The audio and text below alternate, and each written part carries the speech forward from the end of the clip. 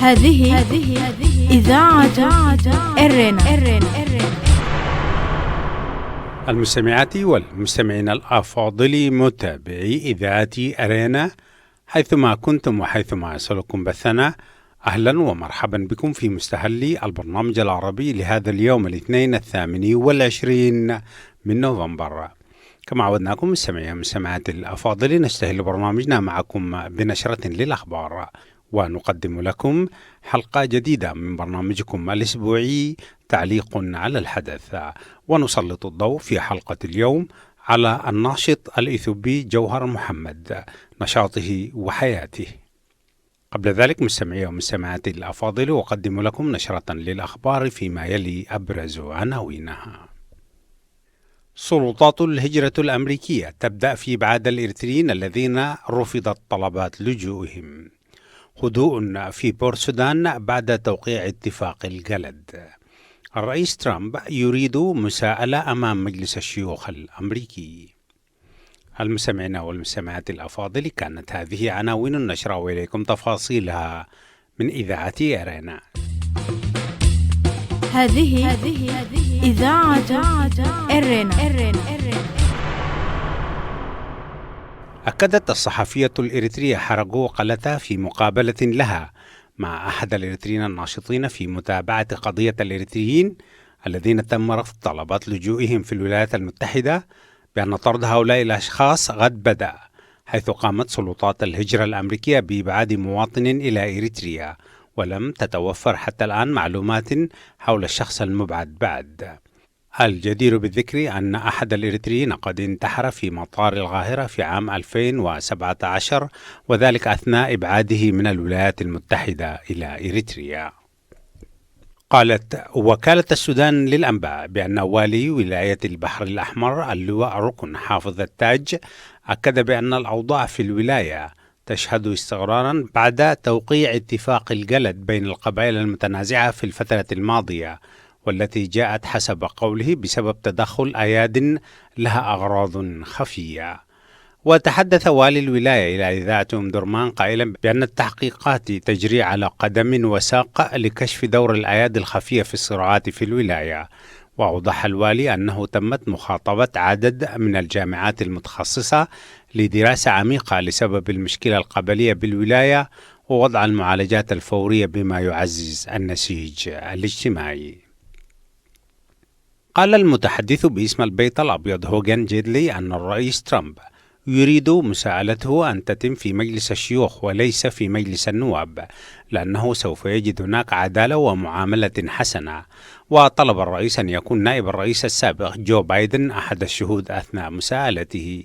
وضمن نفس السياق، أعلن رئيس لجنة الاستخبارات بمجلس النواب آدم شيف أن الانتهاكات التي ارتكبها الرئيس ترامب أكبر بكثير من المخالفات التي ارتكبها الرئيس الأسبق نيكسون، والذي استقال قبل أيام من إجراءات مساءلته وعزله. بهذا الخبر من واشنطن نكون وإياكم قد وصلنا إلى نهاية نشرتنا الإخبارية، وهذا تذكير بأبرز عناوينها. سلطات الهجرة الأمريكية تبدأ في إبعاد الإريتريين الذين رفضت طلبات لجوئهم. هدوء في بورسودان بعد توقيع اتفاق الجلد. الرئيس ترامب يريد مساءلته أن تتم أمام مجلس الشيوخ. كانت مستمعي ومستمعات الأفاضل تلكم نشرة الأخبار قدمناها لكم من إذاعة أرينا. متابعة طيبة أتمناها لكم مع ما تبقى من فقرات برنامجنا. إذاعة إرينا، صوت مستقل لإريتريا. المستمعات والمستمعين الأفاضل، متابعة للأوضاع في إثيوبيا نقدم لكم المقال الذي ترجمه الباحث والمترجم الإريتري في قناة الجزيرة الفضائية الأستاذ منصور سليمان حول الناشط الإثيوبي محمد جوهر، وهو تحت عنوان جوهر محمد أيقونة الثورة أم داعية فوضى. والمقال نشر في موقع إنسايت للكاتب الإثيوبي إيزيكيل جابيسا. متابعة طيبة. هذه إذاعة إرنا. جوهر محمد أيقونة الثورة أم داعية فوضى. في منتصف ليل 22 من أكتوبر المنصرم نشر تسجيل صوتي على فيسبوك يرصد تطورات أزمة جارية في حي بولي في العاصمة الإثيوبية أديس أبابا. وسمع في التسجيل صوت قائد الشرطة الفيدرالية الإثيوبية وهو يعطي توجيهات لعناصر الأمن الوقائي المكلفة بحماية جوهر محمد الناشط السياسي المعروف والمدير التنفيذي لشبكة أوروميا الإعلامية، يطلب منهم إخلاء موقعهم في محل إقامة جوهر. رفض عنصر الأمن الذي تحدث مع المسؤول للمرة الأولى تنفيذ تلك التوجيهات باعتبارها أوامر غير شرعية وردت في منتصف الليل، في حين قال عنصر آخر للقائد بشكل صريح إنهم لن يتركوا جوهر محمد لوحوش الليل، وإنهم على استعداد للتضحية بالنفس والنفيس في سبيل حمايته. هذه الحادثة العرضية في حي بولي سرعان ما تحولت إلى صدام دام أودى بأرواح 86 شخصا على الأقل في إقليم أوروميا بحسب تقديرات رسمية.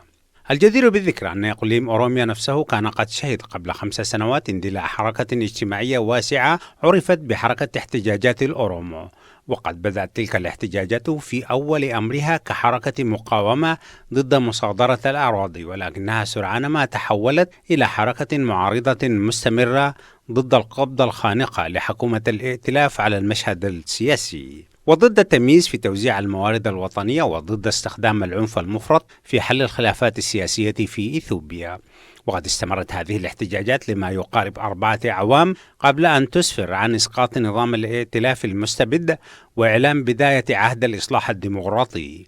ومن نتائج هذه الحركة أنها دفعت باسم جوهر محمد إلى الشهرة بوصفه شخصية سياسية بارزة في إثيوبيا. ونتيجة لذلك انتقل جوهر في أغسطس من عام 2018 إلى إثيوبيا للمساهمة في عملية إرساء الديمقراطية في البلاد، ومنذ ذلك الحين هو ما برح يتعرض إلى هجوم سياسي محموم من خصومه، فأنتجوا أفلاما وثائقية وبرامج تلفزيونية وإذاعية ومنشورات ضده على وسائل التواصل الاجتماعي تهدف في مجملها إلى تشويه سمعته والتشكيك في مصداقيته وحرقه سياسيا. في الآونة الأخيرة أصبحت هذه الحملة أكثر حدة، لدرجة وصف جوهر بأنه الشيطان بعينه في جسد آدمي يسعى إلى تدمير إثيوبيا. وفي الأسبوع الماضي بلغت الحملة ذروتها حينما تم توصيف جوهر بأنه شخص محرض على الفوضى تجب محاكمته بتهمة القتل. وبسبب ذيوع هذه الحملة بشكل واسع جنحت بعض وسائل الإعلام إلى وصف جوهر باعتباره أوروميا قوميا متعصبا، وحتى صحيفة الجارديان تحدثت عنه باعتباره شخصية تثير الاستقطاب والانقسام العرقي في البلاد.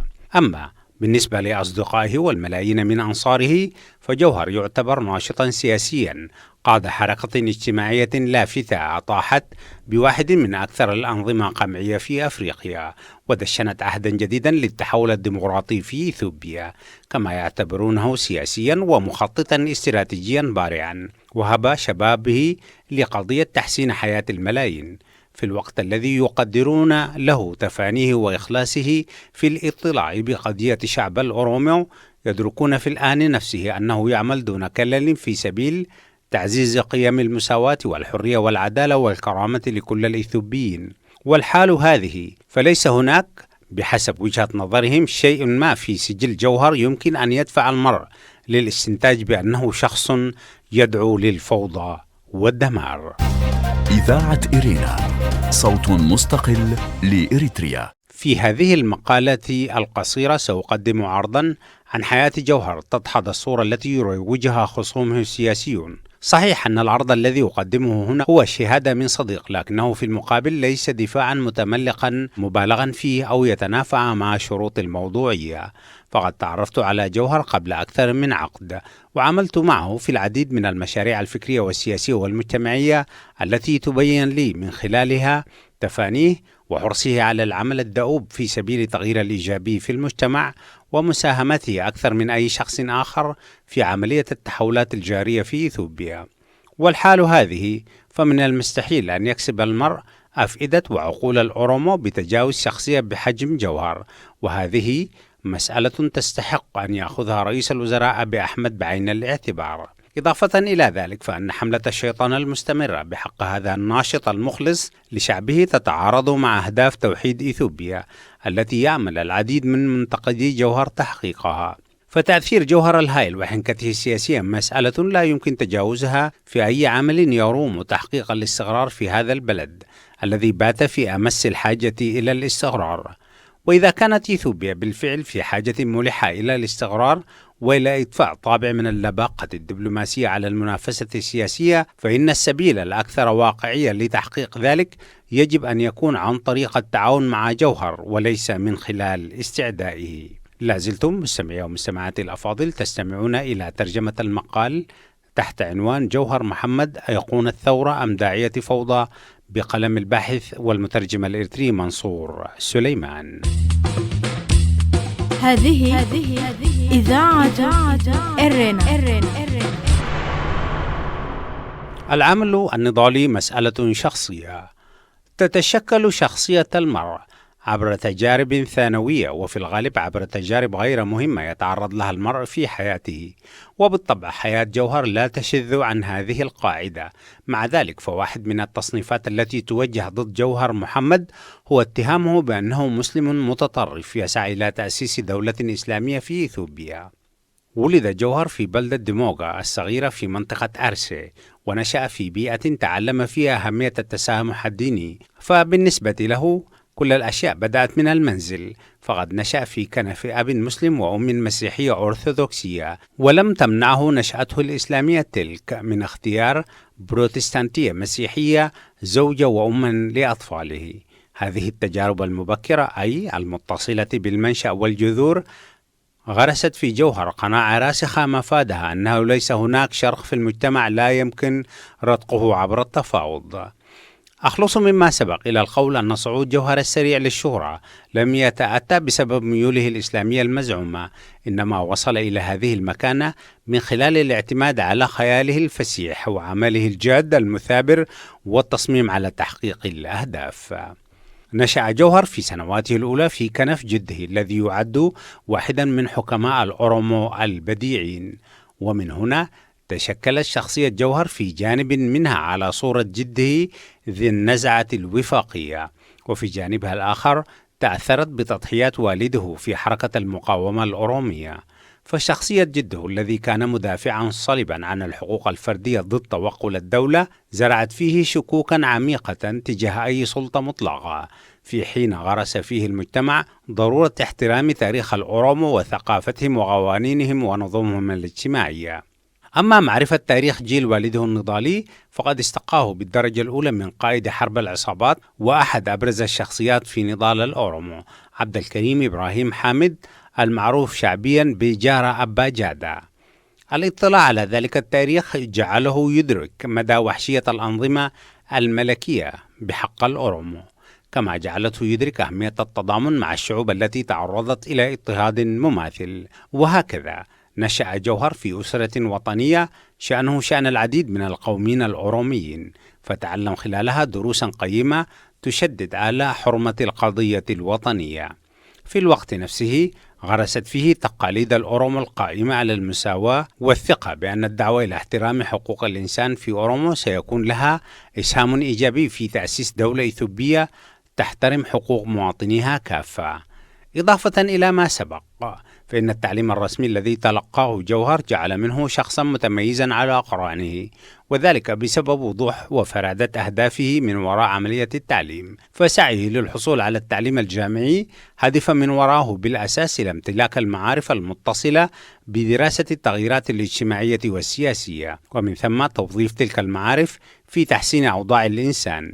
لهذا فبعد إكمال المراحل الأولية والمتوسطة في إثيوبيا التحق جوهر بالكلية العالمية المتحدة لجنوب شرق آسيا في سنغافورة، وتخرج فيها في عام 2005. أثناء وجوده في جنوب شرق آسيا تسنى للجوهر أن يسافر بصورة واسعة في تلك البلدان، وهنا بدأ يتعرف على تقاليده وقيمه الخاصة ويكتسب مهارات احترام الاختلاف البشري. أما في الولايات المتحدة فقد حصل على شهادة جامعية في العلوم السياسية من جامعة ستانفورد، وعلى شهادة في الدراسات العليا في مجال حقوق الإنسان من جامعة كولومبيا في عام 2013. خلال وجوده بتلك المؤسسات تمكن جوهر من صقل المعارف في دراسة علوم السياسة في مجالي الدراسة النظرية والدراسات المقارنة، وقد هيأت له هذه المزاوجة بين هذين المساقين إمكانية يصبح مثقفا منخرطا في العمل السياسي الهادف لإحداث تغيير إيجابي في حياة الناس كافة بغض النظر عن خلفياتهم العرقية. حقق جوهر كل هذه المنجزات بالاعتماد على كده وعقله الثاقب، فمنذ أن قادر منزل والديه في سن المراهقة ظل جوهر وحيدا يعتمد على نفسه طوال سنواته الجامعية. بهذا المعنى فهو رجل صنع نفسه بنفسه، ولم يفقد رغم كل شيء بوصلة تركيزه على الأهداف الاستراتيجية. ليس ذلك فحسب، بل أكسبته الحياة القاسية التي تعرض لها في شبابه شخصية قوية صعبة المرأس تظهر ملامحها حتى في شخصيته الناضجة في الوقت الحالي، وبات يستخدمها بذكاء ضد خصومه سواء كانوا أفرادا أو حتى نظاما مدججا بالسلاح. فضلا عن ذلك فجوهر يعتبر مثقفا حصيفا وناشطا شديد الحيوية تخلى عن طموحه الشخصي لمصلحة الخدمة العامة. لازلتم مستمعي ومستمعات الأفاضل تتابعون المقال المترجم للأستاذ منصور سليمان تحت عنوان جوهر محمد، أيقونة للثورة أم داعية للفوضى؟ إذاعة إرينا، صوت مستقل لإريتريا. في 12 من نوفمبر من عام 2015 أشعلت تظاهرة في بلدة صغيرة وسط إثيوبيا حركة احتجاجات تاريخية تحولت سريعا إلى ثورة واسعة شملت كل إقليم أوروميا. تواصلت الاحتجاجات لقرابة 4 أعوام وانتشرت خلالها في أجزاء أخرى من إثيوبيا إلى أن توجت في النهاية بإسقاط النظام الاستبدادي. وهنا علي الإشارة إلى أن هذه الاحتجاجات التي عرفت باحتجاجات أوروميا ارتبطت ارتباطا وثيقا بحياة جوهر محمد، وبالطبع هناك جملة أسباب لاقتران الاحتجاجات بحياة جوهر. أولا، أدرك جوهر من البداية مسار هذه الاحتجاجات، في حين توقع المحللون السياسيون والمراقبون أن الانتفاضة سيتم إخمادها بصورة وحشية في غضون فترة قصيرة. وهو إن لم يكن يعرف بالضبط مسار تلك الاحتجاجات، لكنه كان يدرك أنها لحظة تتشكل لفرصة تاريخية لتغيير النظام في إثيوبيا. في هذا السياق سأقدم الجزء التالي شهادة لشاهد عيان تبرهن على قدرة جوهر على التنبؤ بالأحداث وفهمها بصورة مكنته في النهاية من الاستفادة من الاحتجاجات. في أوائل ديسمبر 2015 بعد مضي أسابيع على احتجاجات أوروميا، دعاني جوهر للظهور على شاشة شبكة أوروميا الإعلامية للتعليق على قضية الاحتجاجات الجارية في إثيوبيا. وفي 4 من ديسمبر من عام 2015 ظهرنا أنا وجوهر معا على الشاشة نفسها وتحدثنا بلغة أفان أورومو لشرح أسباب الاحتجاجات وللحديث حول المطالب التي ينادي بها المحتجون. في اليوم التالي فعلنا الشيء نفسه باللغة الأمهرية. لم أكن أدرك وقتها قيمة الحديث التلفزيوني ومدى تأثيره على حركة الاحتجاجات الجارية في البلاد، ولكني وافقت على المشاركة من باب الاحترام للشبكة أملا في أن تصبح صوتا لشعب الأورومو. من الواضح أن جوهر كان يدرك تماما أهمية الدور الذي يمكن أن يلعبه التلفزيون في استمرار زخم الحركات الاجتماعية، حيث سعى منذ بداية العام 2003 دون كلل إلى تأسيس شبكة أوروميا الإعلامية، فأنشأ مركز بث تلفزيوني في مينابوليس في الأول من مارس من 2014. ومع أن المتطلبات اللازمة لتدشين هكذا فضائية لم تكن مكتملة، فإن الشعور بالحاجة دفع جوهر إلى تدشين الشبكة. ليس ذلك فحسب، بل كان واضحا منذ البداية أن شبكة أوروميا الإعلامية ستصبح منصة إعلام مقاوم، حيث قال جوهر في خطاب تدشينه لها: لقد حررنا بتدشين هذه المحطة فضاء أوروميا، وسنبدأ من الآن فصاعدا في تحرير الأرض في أوروميا. عند التفكير في خطاب جوهر الآن بأثر رجعي، يتأكد لنا أن جوهر كان يملك خطة حول الكيفية التي ستجري بها الاحتجاجات والاستراتيجية التي سيتم اتباعها لتحقيق مقاصد تلك الاحتجاجات. في الوقت نفسه كان جوهر يعكف على تجميع أدوات أخرى تساهم في تحريك دفة العمل الجماعي ضد النظام الاستبدادي في إثيوبيا. على سبيل المثال، عند الانتهاء من الحلقة المشتركة المذكورة آنفا، أخبرني جوهر وقد بدا على وجهه شعور بالزهو والارتياح: أصبح لدي الآن 100,000 متابع على فيسبوك. نحمد الله على نعمة فيسبوك. سنوظف هذه المنصة لقيادة الثورة. أجبته بالقول هذا شيء جيد، ولم أكن أدرك تماما حقيقة المقاصد التي جعلته يتحمس بتلك الصورة، لأنني لم أكن أتوقع أن وسائل التواصل الاجتماعي يمكن أن يتم تسخيرها في تعبئة وقيادة الحركة الاجتماعية، غير أن جوهر فيما يبدو قد أدرك مبكرا قوة وسائل التواصل في جمع المعلومات من الصحفيين المتطوعين على أرض الميدان في كل أنحاء أوروميا، فكانت الصور والتقارير والتسجيلات الصوتية تتدفق على حاسوبه المحمول والثابت. من هنا يقوم بتبويبها وفحصها والتحقق من صحة المعلومات الواردة فيها، ثم يقوم بإعادة إرسالها مرة أخرى إلى أوروميا من خلال حسابه على فيسبوك وعبر شبكة أوروميا. لم يتوقف الأمر عند هذا الحد، فقد كان النظام ينتظره الكثير من المفاجآت. وفي أواخر يونيو 2016 استطاع ناشطون من ذوي الخبرة التقنية الفائقة ممن يعملون مع جوهر اختراق حواسيب وزارة التعليم، وتمكنوا من إزالة أوراق الامتحانات الوطنية. عندها طلب جوهر استنادا إلى هذه الثغرة الفنية بتمديد موعد الامتحانات للطلبة في أوروميا، لأنهم لم يتمكنوا من التحضير للامتحانات بسبب الاحتجاجات. أخذت هذه الحادثة المسؤولين على حين غرة، حيث لم يجدوا في نهاية الأمر من خيار سوى الإذعان لمطلب تمديد الموعد. هذه إذاعة إرنا. لم يتوقف الأمر عند هذا الحد، فقد كان النظام ينتظره الكثير من المفاجآت. ففي أغسطس 2016 تمكنت الحركة الاجتماعية من تنظيم مظاهرات في أكثر من 2000 مركز حضري في إقليم أوروميا، وقد اعتبر هذا النشاط إنجازا غير مسبوق، لأن الحركة استطاعت تأمين تنظيم هذه التعبئة الواسعة دون علم أجهزة أمن النظام. وبنهاية الشهر نفسه تمكنت مبادرة تعنى بمقاطعة الأسواق من إغلاق كل المحلات التجارية والمؤسسات الحكومية في أنحاء إقليم أوروميا كافة، وكانت النتيجة أن أصبحت العاصمة أديس أبابا مشلولة تماما، مما أدى إلى شلل في الحركة التجارية في كل أطراف البلاد، وهكذا أضحى النظام غير قادر على مجاراة حركة المقاومة.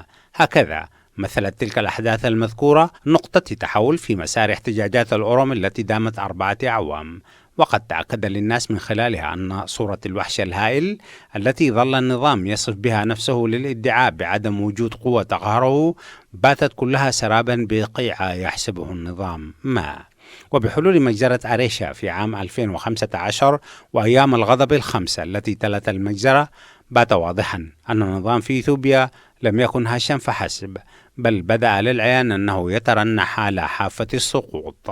لازلتم مستمعي ومستمعاتي الأفاضل تتابعون المقال المترجم للأستاذ منصور سليمان تحت عنوان جوهر محمد، أيقونة للثورة أم داعية للفوضى؟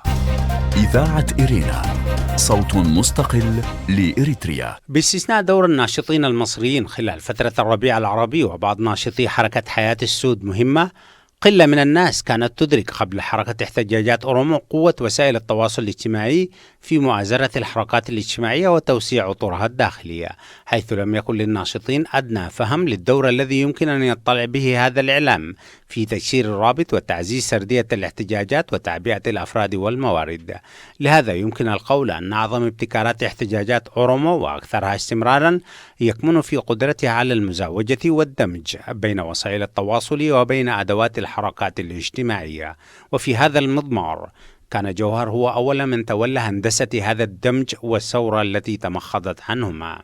لإنجاح هذه المزاوجة تم بناء وإعادة بناء مؤسسة مقاومة أوروميا للنهوض بأعباء العمل الجماعي في إقليم أوروميا بعيدا عن أنظار أجهزة الأمن الإثيوبية المعروفة بكفاءتها في هذا المجال، وهي بالأساس عبارة عن مؤسسة شبابية تعرف بكيرورو، ويشير الناس إلى جوهر باعتباره الأب الروحي لها، في إشارة إلى كونه مؤسس هذه المنظمة، غير أن جوهر نفسه لم يدعي الأبوة لهذه المنظمة.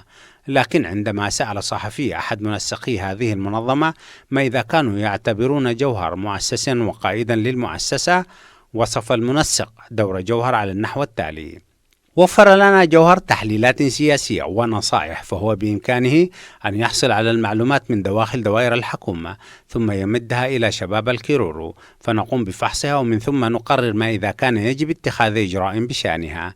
لهذا فمنظمة الكيرورو تشبه في تنظيمها فريق كرة القدم، فقد يكون جوهر بمنزلة حارس المرمى الذي يساعد في التوجيه، لكننا في النهاية من يتولى أدوار الهجوم في الفريق. وافق جوهر على هذا التوصيف، وذكر في سياق الإجابة عن سؤال صحفي من تلفزيون والتا: أعتبر نفسي أخا لشباب الكيرورو فنحن نشأنا معا. تحي هذه الإجابة بأن جوهر ساعد في عملية إعادة تنظيم مجموعة كانت قائمة بالفعل وجعلها تتجاوب مع العمل في هذا العصر الرقمي. وأيا كان دوره داخل المنظمة فإن علاقته الحميمة مع المنظمة أمر غير قابل للجدال. بالمحصلة استطاع جوهر من خلال دمج تقنيات وسائل التواصل مع أدوات الحركات الاجتماعية من تقديم مساهمة لا تضاهى في عملية إسقاط نظام الائتلاف الحاكم الاستبدادي في إثيوبيا. تأسيسا على ما سبق، تعتبر حركة الكيرورو نمطا جديدا من حركات المقاومة التي استفادت من تكنولوجيا الاتصال، كما استفادت من أشكال التعبير الفني التي تنقل بها رسائل مقاومة مشفرة ثقافيا، اعتمادا على براءة الناشطين في التقنية وتوظيفهم لأدواتها في تعبئة الجماهير بما يحقق أهدافهم الاستراتيجية. فمن خلال استخدام الإنترنت وفي تنظيم أنشطة واسعة مثل إقامة المظاهرات العامة والمقاطعة والإضراب المنزلي ووقفات الاحتجاج، تمكن الناشطون في المنافي والكيرورو على أرض الميدان من إنشاء حركة مقاومة عابرة للحدود. والأهم من كل ذلك أن حركات الاحتجاجات نجحت في تحقيق أهدافها، فلا أجهزة المخابرات والأمن استطاعت كشفها ولا الأجهزة العسكرية تمكنت من كسر شوكتها. حققت طبعا أهدافها عبر مقاومة سلمية لافتة أودت بأرواح العديد من شباب الأورومو بالطبع، لكنها حافظت على حياة العديد من سكان الإقليم من غير الأورومو. اعتبر جوهر اليوم أكثر شخصية سياسية مؤثرة في إثيوبيا، وقد اكتسب تأثيره بالأساس من قوة حضوره الذهني ومعرفته الواسعة بقوانين الحركات الاجتماعية والسياسية. إذاعة إرينا، صوت مستقل لإريتريا.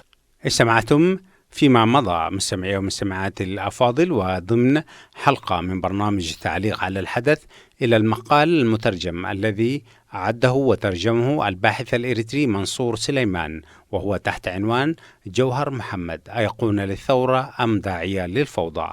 والمقال للكاتب الإثيوبي إيزيكييل جيبيسا، وهو من موقع إنسايت باللغة الإنجليزية. وبذلك نكون وإياكم مستمعي ومستمعاتي الأفاضل قد وصلنا إلى نهاية فقرات برنامجنا لهذا اليوم. وقبل الختام أذكركم جميعا بأنكم يمكنكم الكتابة إلينا والتواصل معنا على البريد الإلكتروني arabicirena@gmail.com. وحتى الملتقى بكم في حلقة جديدة من برنامج تعليق على الحدث والبرامج الأخرى لإذاعة إرينا. لكم من محدثكم فتحي عثمان، ومن زملائي في الإذاعة في باريس أطيب التحايا، ودمتم في رعاية الله وحفظه. هذه إذاعة إرينا.